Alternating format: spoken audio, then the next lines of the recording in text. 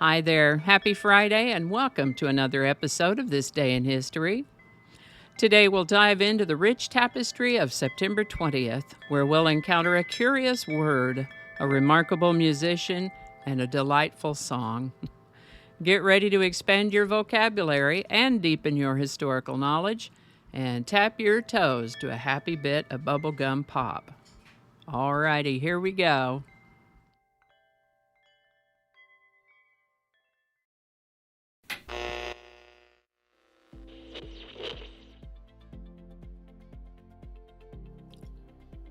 Hi there, and welcome to This Day in History for September 20th.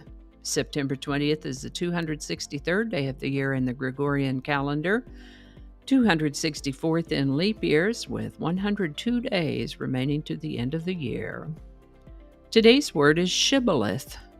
Shibboleth is a noun that means a word or saying used by adherents of a party, sect, or belief, usually meaningless to anyone outside that group, like fashizzle, a phrase that spellcheck didn't recognize.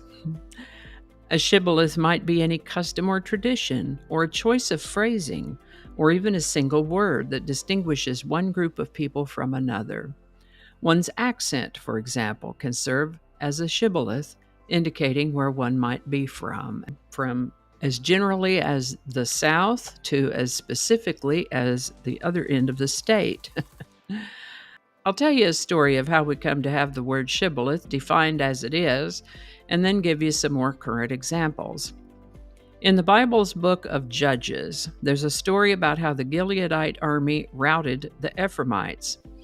Some of the surviving Ephraimites had to cross a ford of the Jordan River, and that area happened to be held by Gileadites. The Gileadites anticipated this, and so they would ask every soldier who tried to cross if he was an Ephraimite, and of course they all said no, but then the Gileadites would ask the person to say shibboleth, which means stream in Hebrew, as this was a stream they were attempting to cross. The Gileadites pronounced the word with the SH sound, shibboleth, but the Ephraimites pronounced it sibboleth without the SH sound. That was literally a dead giveaway because anyone who didn't pronounce the initial SH sound when saying shibboleth was killed on the spot.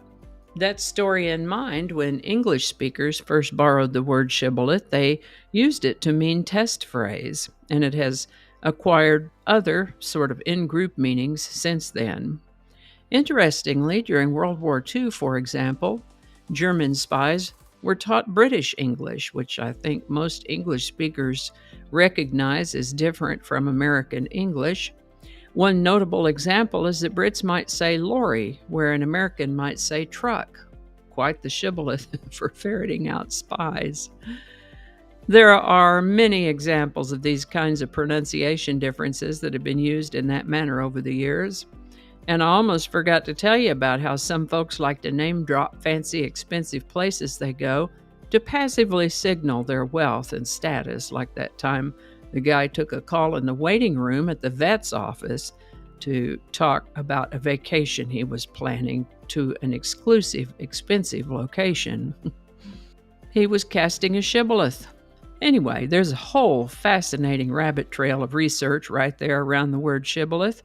We need to get back to today. So the word shibboleth comes originally from the Hebrew word for stream and is used to detect, determine, or signal one's place, position, or status in or out of a particular group.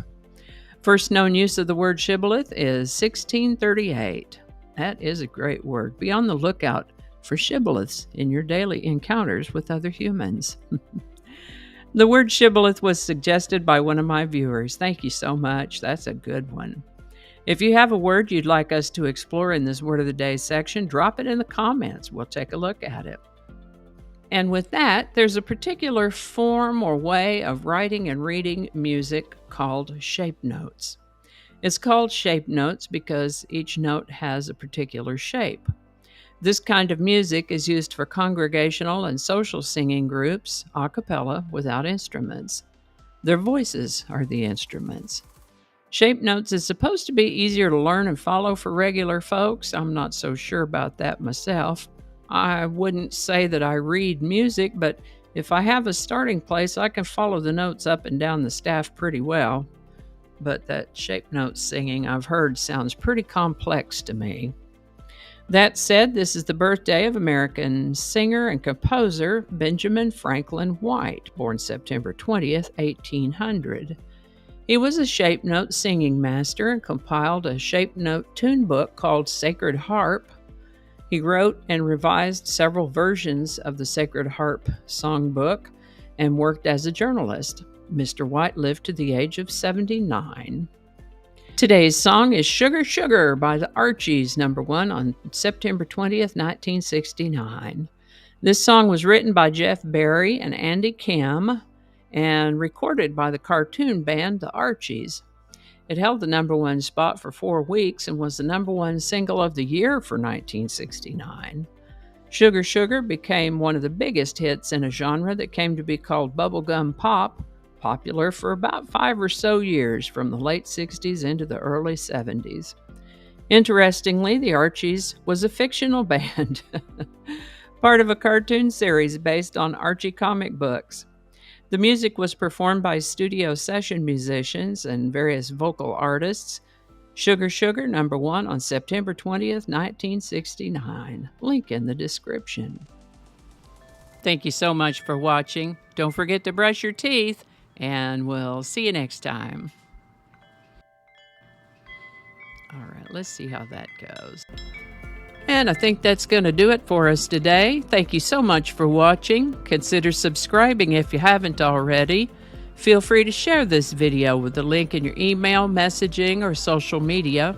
If you enjoy this series, you can check out the playlist that contains these videos. I'll put a link to that in the description. That description lives on YouTube, so for other platforms, I'll include a link to my blog page called No Really.